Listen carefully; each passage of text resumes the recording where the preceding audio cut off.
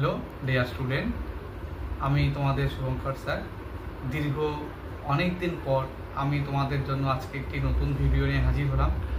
আশা করছি তোমরা থাম্বনেলটি দেখে বুঝতে পেরেছো আমি কেন এই ভিডিওটি নিয়ে হাজির হয়েছি। এর আগে তোমাদের আমি বিভিন্ন বিষয়ে বিভিন্নভাবে নানান ভিডিও শেয়ার করেছি। সেই ভিডিওগুলো থেকে তোমরা উপকার পেয়েছো। আজ যে ভিডিওটি তোমাদের জন্য নিয়ে এলাম তা হলো যে দীর্ঘ কয়েক বছর প্রচেষ্টার পর যেভাবে আমি নেট পাস করা সত্ত্বেও তারপর আমি যেভাবে জেআরএফটা কোয়ালিফাই করলাম এবং দীর্ঘ এক বছর অর্থাৎ 2024 থেকে 25 এই যে একটি জার্নি, কয়েকটি ইউনিভার্সিটিতে ইন্টারভিউ দেওয়ার পরেও সেখানে ফেইলর হতে হতে শেষ পর্যন্ত কাশী হিন্দু বিশ্ববিদ্যালয় অর্থাৎ তোমরা যেটা জানো BHU, এই ইউনিভার্সিটিতে আমি PhD-তে সুযোগ পেয়েছি। সেটি 2024-25 শিক্ষাবর্ষ এবং রিসেন্টলি সেই রেজাল্ট প্রকাশিত হয়েছে।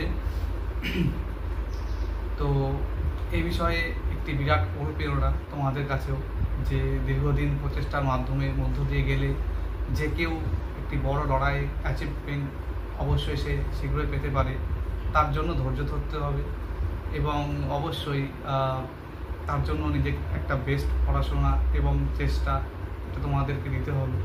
তো আজ আমি বেশি কিছু বলছি না, এইটুকুই বলার ছিল একটি নতুন আমার পরিচয়, যে হ্যাঁ সত্যি আমি একটি অ্যাচিভমেন্ট করতে পেরেছি। দীর্ঘ প্রচেষ্টার মধ্য দিয়ে আমি এই সাফল্য অর্জন করতে পেরেছি। এর জন্য নানা ওঠাপড়া ছিল, প্রত্যেকের জীবনে থাকি, তোমাদের সাথে আমি আগেও শেয়ার করেছি। তো যারা এই জগতে আছো অর্থাৎ যারা নেট সেট বা আগামী দিনে PhD নিয়ে চিন্তাভাবনা করছো, আমি তাদের বলবো তোমরা নিজেদের পড়াশোনাটাকে ধৈর্য ধরে নিয়ে যাও আর অবশ্যই নিজের বেস্ট দেওয়ার চেষ্টা করো। আর আমি তো তোমাদের জন্য আছি, তোমাদের পথ দেখানোর জন্য। আজ সংক্ষিপ্ত ভিডিওতে শুধুমাত্র এইটুকুই তোমাদের সাথে শেয়ার করলাম।